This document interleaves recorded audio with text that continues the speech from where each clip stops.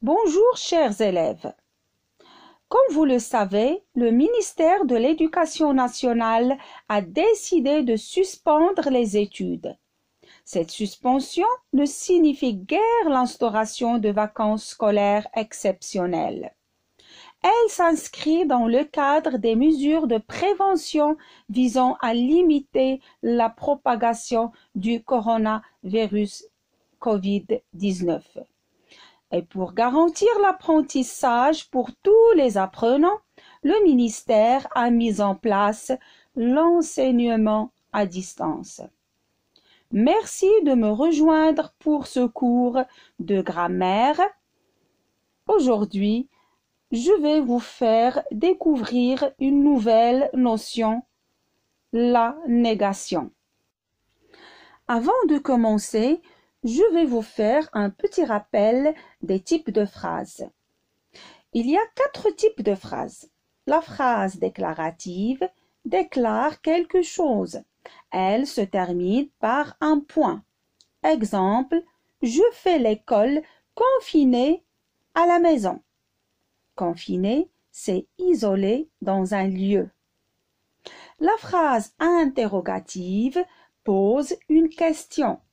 Elle se termine par un point d'interrogation. Exemple, puis-je sortir dehors? La phrase impérative donne un conseil, un ordre ou une interdiction. Elle se termine par un point ou par un point d'exclamation. Exemple, ne quittez pas votre maison. La phrase exclamative exprime un sentiment. Elle se termine par un point d'exclamation. Exemple, quelle joie de trouver un vaccin contre le coronavirus. Je vais relire la phrase impérative. Ne quittez pas votre maison. On comprend qu'on n'est pas d'accord de quitter la maison. Il s'agit donc d'une phrase négative.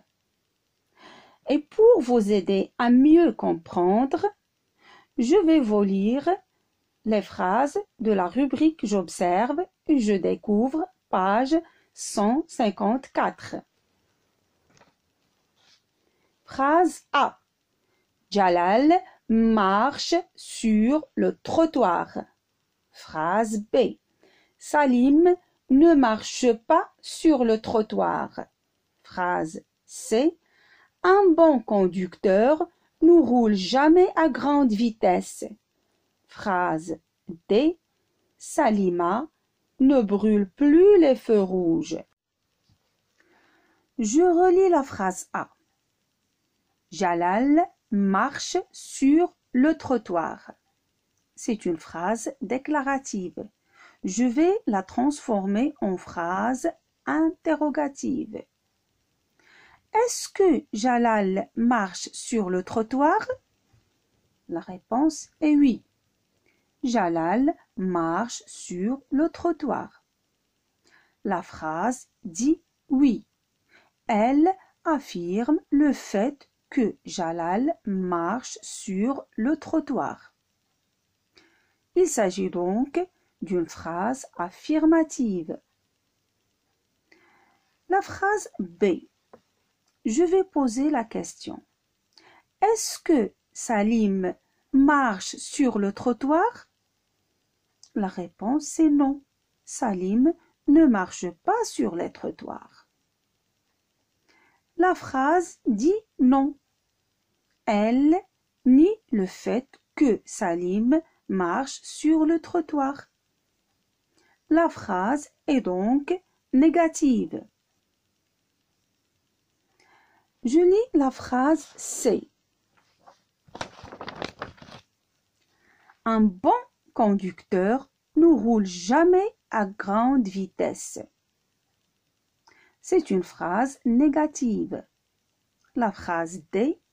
Salima ne brûle plus les feux rouges. c'est une phrase négative.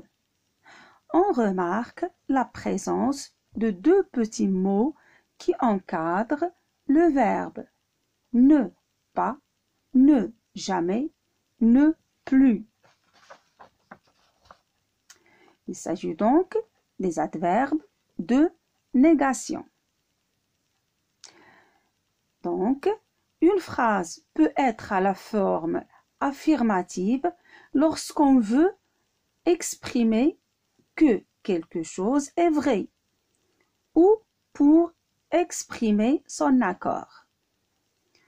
Une phrase est à la forme négative lorsqu'on veut dire le contraire ou lorsqu'on n'est pas d'accord.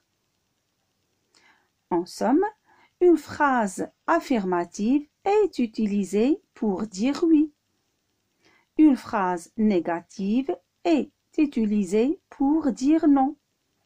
De plus, il est très simple de passer d'une phrase affirmative à une phrase négative.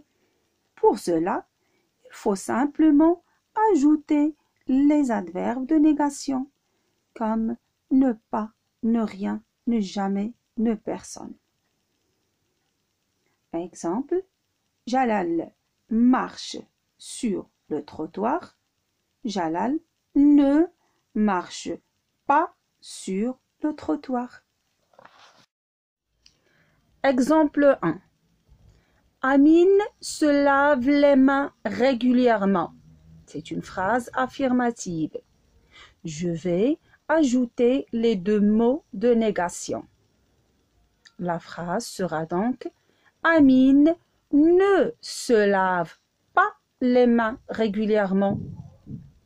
Et c'est une phrase négative.